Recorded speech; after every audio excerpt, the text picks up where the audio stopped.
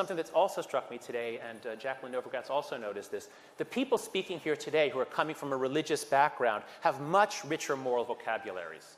I mean, it's really been quite striking, the passion, the power that a religious background brings. The only exception being Eric Liu. Oh my God, that was you don't get any richer than that and still stay secular. That was really the American civil religion right there, okay? But that's a lesson for us. You have to have a rich moral vocabulary, and it's harder if you're secular, but it can be done. I co-founded and run an organization called Citizen University.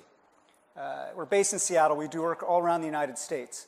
And our work is fundamentally about trying to build a culture of powerful, responsible citizenship in the United States, in a variety of ways, some of which I'll talk about in a moment. And we are animated by the idea that our work is to spread a belief, to spread the belief that a strong democracy requires strong citizens, that we all have the power to make change happen, and we have the responsibility to try, right?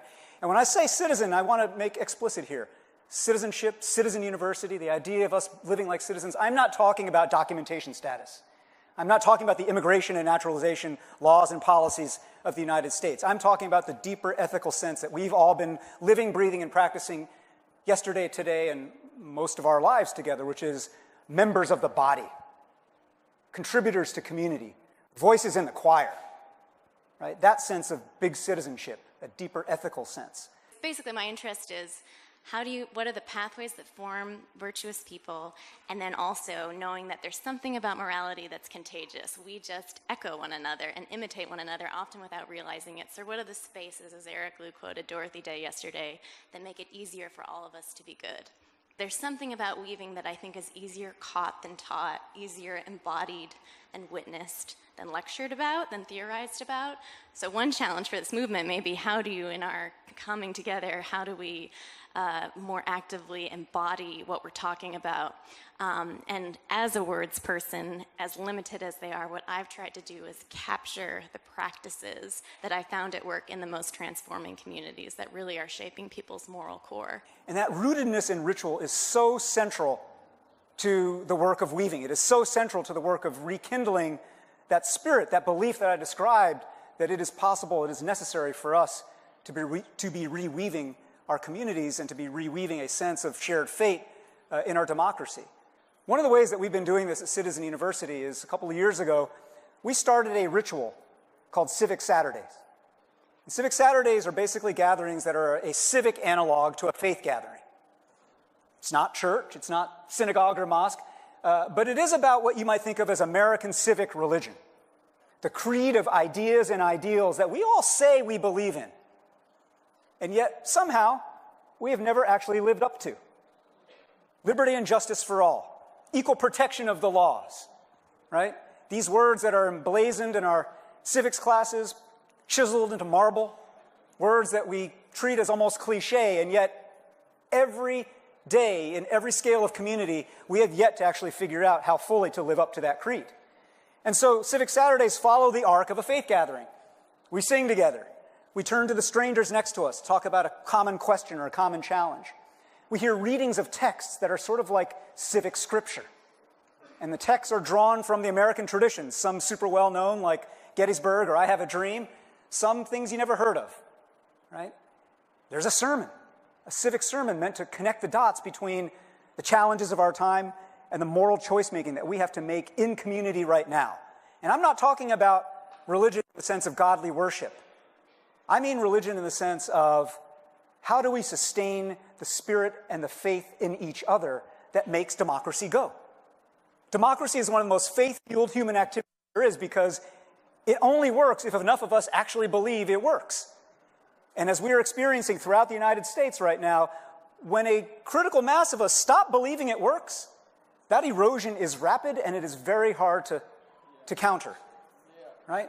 So no amount of law, no amount of institution, no amount of elections will cure that sickness of the body politic, a sickness of spirit. And no amount of just talking about it is going to do that work. It has to be grounded in ritual, in an invitation where people can come together, make meaning, practice discernment, find collective purpose, seek collective purpose, nurture doubt, right? Civic religion is not about certitude and self-righteousness. It is about asking, what does it actually mean to live up to our creed? When we say we believe in equality or liberty, what are we willing to give up? What are we willing to sacrifice? What are we willing to do? How are we willing to earn it? That's number one. The second is this idea of mutual aid. Again, a moment ago when Craig was asking us for help, right? The thing that completes the circle, and I'll do it right now, is for us to ask Craig, how can you help us? How can we create a circle of mutual aid here? And, everybody in the room has an idea of how Craig can help you, and I just, got you a lot of art-making gigs here. But the larger point here is that part of the spirit that David has so powerfully articulated at this gathering, and certainly in his book, in The Second Mountain, is the poisonous culture of hyper-individualism, right? And this kind of mythology of the rugged individualist that we all labor under, wherever we're from, whatever our background is, right? And how we've all fallen out of the habit of asking for help, but also we've fallen out of the habit of giving help, right? And one of the things that I think is so fundamental to reweaving and rejuvenating the social fabric here is rekindling this habit of asking for help, but also giving it in a circular way. But this idea of ritual, mutual aid, and better arguments, more honest reckoning with each other, these are the building blocks of what it actually means to rebuild the trust, the spirit, the faith in each other that makes democracy go. And our task right now is to remember that this stuff I'm talking about long precedes elections, lawmaking, and policymaking. Culture is upstream of law. Spirit is upstream of policy. The soul is upstream of the state. And what we've got to do together here is to remember that each one of us here is creating our own congregation civically. Each one of us here is building a community not only of skill, but of moral purpose. And our purpose right now is to live up to the promise of what this country is supposed to be. Thank you very much. Now, in the days coming up, leading up to today, I've really been feeling much more radicalized. I want to be shy. I don't want to be an egomaniac and say, I'm starting a movement. We're going to start a movement together. We're all doing this great heroic thing. The impulse is to say, oh, I'm just doing a little thing.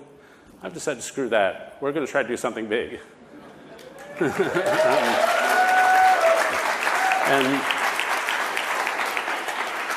In 1962, some students from Michigan went to Port Huron, Michigan, issued the Port Huron Statement, and they created the New Left.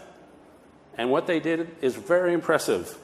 A group of economists went to Montpellier, I think it's in Switzerland, in 1948. They essentially created the conservative movement. Feminists went to Seneca Falls. Civil rights movement went to the Philip Randolph Leadership Center. There are founding moments when people come together and they have, it's not where they complete the job, it's where they begin the job. And so I'd love to think this is that. Maybe we'll fail, but we'll have given it a shot. And we're doing it because there should be more weavers. Everybody should be enmeshed in a weave. You think of all the lonely people in this city and in this country and this world, they should be weavers. You think of the people who are wondering if their life has meaning, who feel depressed and wonder what their telos, their purpose is. Those people should be weavers. I work in politics most of the time.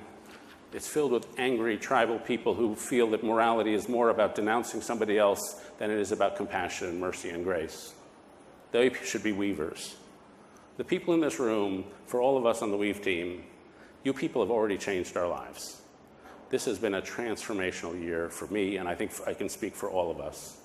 I look at all these familiar faces, just being with you for a couple hours sometimes just a dinner, sometimes seeing where you work, it has a transformative effect. That should happen to the whole country. It's an answer for us personally, it's an answer for us nationally.